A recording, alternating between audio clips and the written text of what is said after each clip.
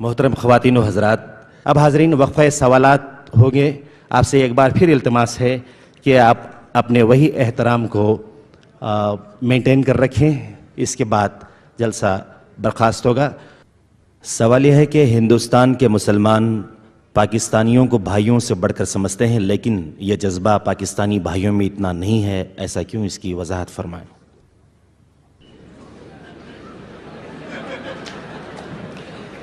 میں پورے پاکستانیوں کی یہاں پر نمائندگی نہیں کر رہا، اپنی بات کر رہا ہوں۔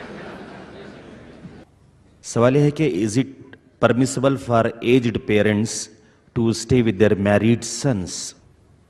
پرمیسیبل ضروری ہے، اپنے والدین کو اپنے پاس رکھنا، ان کی خدمت کرنا، ان کی دلجوئی کرنا۔ دیکھیے میں آپ کو بتا دوں، صرف دو چیزیں ایسی ہیں کہ جن کو دیکھنا بھی عبادت ہے۔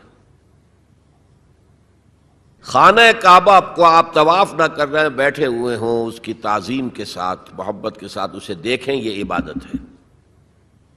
اور بوڑھے والدین کو محبت کی نگاہ سے دیکھنا عبادت ہے۔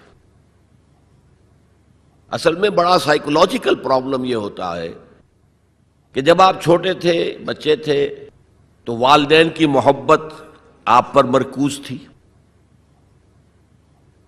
اب جب آپ بڑے ہو گئے، آپ کی اولاد ہو گئی، آپ کی محبت اپنی اولاد پر جو مرکوز ہو گئی، تو ایک محبت کی پیاس والدین میں پیدا ہو جاتی ہے۔ ہماری اولاد کا مرکز محبت میں کچھ اور وجود میں آ گیا، اور ساس بہو کا جھگڑا بھی اسی وجہ سے ہوتا ہے زیادہ۔ تو اس پہلو سے یہ ہے کہ اگر آپ والدین کو محبت دیں گے اور ان کو محبت بھری نگاہ سے دیکھیں گے تو یہ بھی عبادت ہے۔ سوال یہ ہے کہ آپ کو یہاں بھارت میں مسلم معاشرہ کیسے لگا اور یہ پاکستان سے کس طرح مختلف ہے؟ کم سے کم یہ بتائیں کہ یہاں مسجدوں کا منظر، نمازیوں کی تعداد، عوام کا رہن سہن وغیرہ اور دوسرے ثقافتی پہلو پاکستانیوں سے کس قدر مشترک اور مختلف ہیں؟ براہ کرم تفصیل سے روشنی ڈالیے۔ مجھے آپ پاکستان واپس جانے دینا چاہتے ہیں یا نہیں؟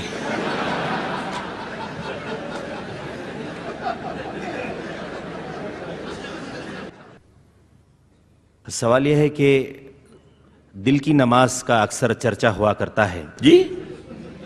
سوال یہ ہے کہ اکثر دل کی نماز کا چرچا ہوا کرتا ہے، یہ دل کی نماز کا مسئلہ کیا ہے؟ کیا یہ سچ ہے؟ میں تو واقف نہیں ہوں، آپ سے پہلی مرتبہ سنا ہے۔ یہ میں جانتا ہوں کہ نماز دل کے ساتھ پڑھنی چاہیے، دلی آمادگی کے ساتھ پڑھنی چاہیے، لیکن دل کی نماز کیا ہے یہ میرے علم میں نہیں۔ ایک اور سوال ہے کہ ہم غیر مسلم کے سامنے یہ کیسے بیان کر سکتے ہیں وضاحت کے ساتھ کہ حضور اکرم صلی اللہ علیہ وسلم نے کئی شادیاں کی تھیں، کبھی یہ بھی کہا جاتا ہے کہ 11 ان کی بیویاں تھیں، کس طرح ہم اس کی وضاحت ان کو کر سکتے ہیں؟ کیسے اس کا ہم ان کو جواب دے سکتے ہیں؟ جواب دیجئے کہ راجہ دشرتھ کی کتنی تھیں، حضرت داؤد علیہ السلام کی کتنی تھیں؟ یہ ہر دور کی بات ہے۔ پولی گیمی جو ہے دنیا میں ہمیشہ رہی ہے، ہمیشہ رہی ہے، اور خاص طور پر قدیم زمانے میں جو سردار ہوتے تھے وہ اس لیے بھی شادیاں کیا کرتے تھے زیادہ کہ مختلف قبیلوں سے ان کے رشتے قائم ہو جائیں، تو اس سے یہ کہ سیاسی مصلحت بھی حاصل ہوتی تھی۔ پھر حضور یہ بھی چاہتے تھے کہ عورتوں کے بارے میں میری تعلیمات زیادہ سے زیادہ خواتین آگے پہنچا سکیں میرے بعد۔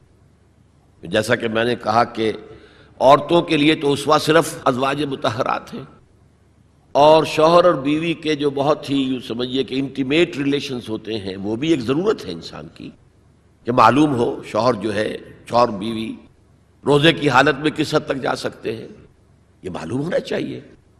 کس سے آگے بڑھیں گے تو روزہ ٹوٹ جائے گا اور کفارہ دینا پڑے گا 60 روزے، تو ہوش ٹھکانے آ جائیں گے۔ لہذا یہ تو ساری چیزیں، جیسے کہ بعض صحابہ نے آ کر عرض کیا حضور سے کہ حضور یہ یہودی ہمارا بڑا مذاق اڑاتے ہیں کہ تمہارا نبی تمہیں بڑی چھوٹی چھوٹی باتوں کی تعلیم دیتا ہے۔ آپ نے فرمایا ان سے کہو ہاں، ہمیں تو ہمارے نبی نے طہارت کرنی بھی سکھائی ہے، وہ بھی زندگی کا ایک حصہ ہے، جسم پاک ہوگا تو عبادت ہوگی۔ لہٰذا یہ ساری چیزیں جو ہے وہ اس کے لیے بھی ضرورت تھی۔ خاص طور پر حضرت عائشہ کے ساتھ اس کے ینگ ایج میں شادی کی سب سے بڑی زرز و غائب، کیونکہ انہیں اتنا عرصہ ملا پھر بعد میں، اور وہ معلمہ امت بن گئیں، اور وہ جو فقہائے صحابہ ٹاپ کے ہیں ان میں ان کا شمار ہے۔ اس اعتبار سے عبداللہ ابن مسعود ہیں، حضرت عمر ہیں، حضرت علی ہیں، یہ ہے فقہائے صحابہ، اور ان میں ہی حضرت عائشہ صدیقہ رضی اللہ تعالی عنہ کا نام بھی ہے۔ پوچھا گیا ہے کہ ladies are forbidden to see غیر محرم but we are seeing you while you are preaching, can it be permissible? آپ نگاہیں نیچی رکھیں۔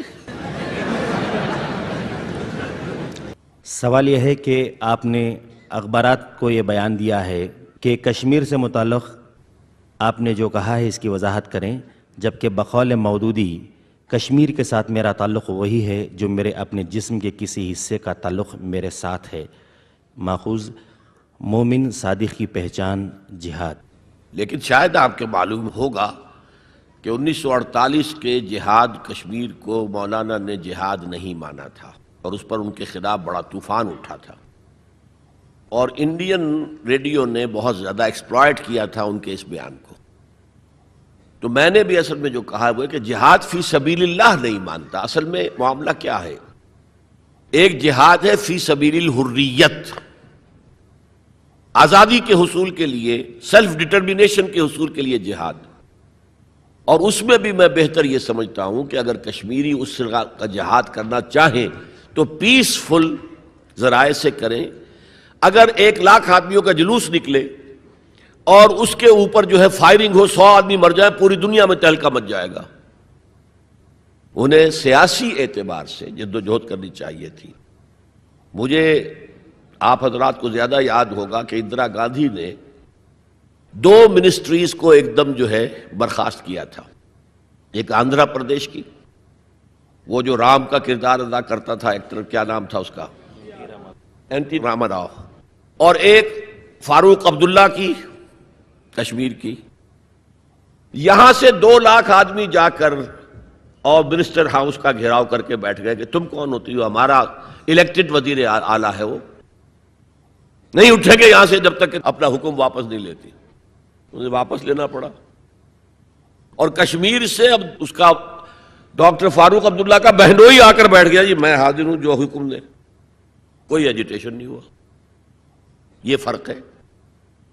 آپ آرگنائز ہوں، آرگنائز کر کے ایک پیسفل انداز میں اپنا مطالبہ سامنے رکھیں، اور اگر اس میں پھر اگر گولیاں چلیں، اب کہتے ہیں 70,000 جو ہیں وہ شہید ہو گئے ہیں، مارے گئے ہیں، یہ ہوا ہے، اتنی عورتیں جو ہیں ان کی عصمتیں لوٹی ہیں، اتنے گھر جلے ہیں، اتنی دکانیں جلی ہیں۔ اگر پیسفل طریقے سے اس کا 10واں حصہ بھی قربانی دیتے تو اپنا مقصد حاصل کر سکتے تھے۔ یہ پروگرام اختتام کو پہنچے گا، بہت بہت شکریہ۔ أريد أفرح أريد أحيا أريد أفرح أريد أحيا أريد أحس بالدنيا أريد أحس بالدنيا أريد أعيش له